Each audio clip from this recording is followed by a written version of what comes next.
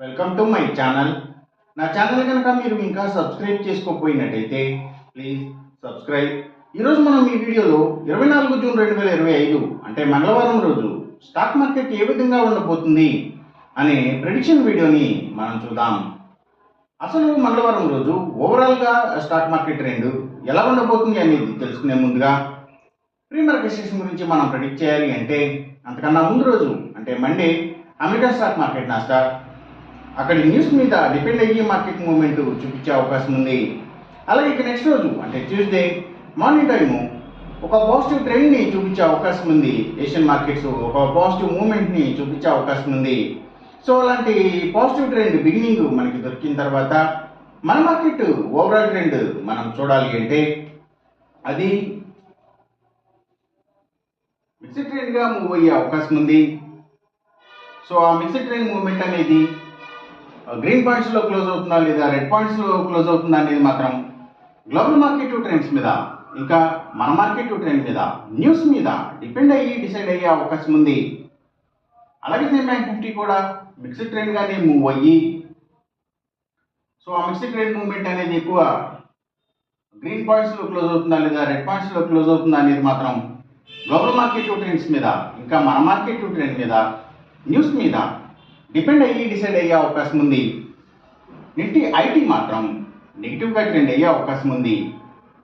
ఇక మనం intraday stock selection విషయంలో భాగంగా ముందుగా మనం గెయినర్స్ విషయం చూడాలి అంటే ఏవైతే నిఫ్టీ ఫార్మా అండ్ హాస్పిటల్స్ ముఖ్యంగా pharma sector stocks, pharma and chemicals, labs ఇలాంటి వాటి స్టాక్స్ మంచిగా గెయిన్ అయ్యే అవకాశం ఉంది.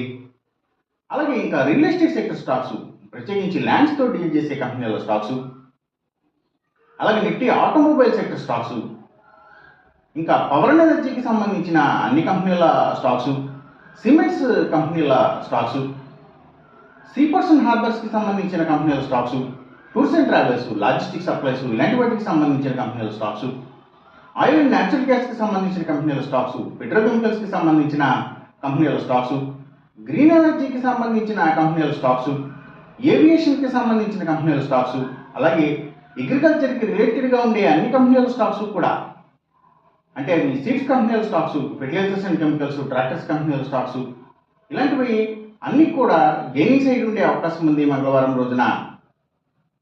అలాగే ఇంకా courier services, food deliveries, pharma deliveries ఇలాంటి వాటి స్టాక్స్, ఆయుర్వేదిక్ మెడిసిన్స్ తయారు చేసే కంపెనీల స్టాక్స్, ఆక్వాకల్చర్కి సంబంధించిన అన్ని కంపెనీల స్టాక్స్ కూడా గెయినింగ్ సైడ్ ఉండే అవకాశం ఉంది. ఇంకా పబ్లిక్ లిమిటెడ్ కంపెనీల స్టాక్స్ చాలా వరకు కూడా గెయినింగ్ సైడ్ ఉండే అవకాశం ఉంది మంగళవారం రోజున.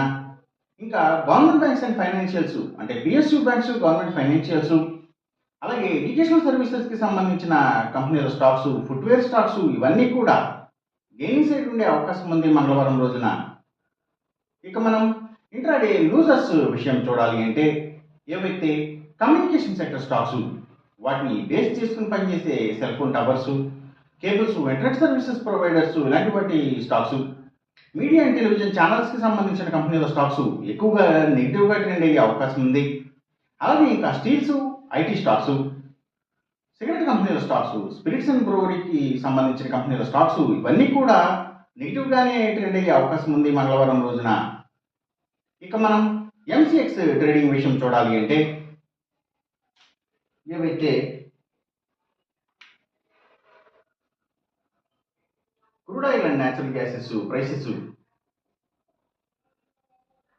ఇవి, అలాగే గోల్డ్ ప్రైసెస్, ఇంకా సిల్వర్ ప్రైసెస్ ఇవన్నీ కూడా పెరిగే అవకాశం ఉంది. కాపర్ ప్రైసెస్ మాత్రం తగ్గే అవకాశం ఉంది.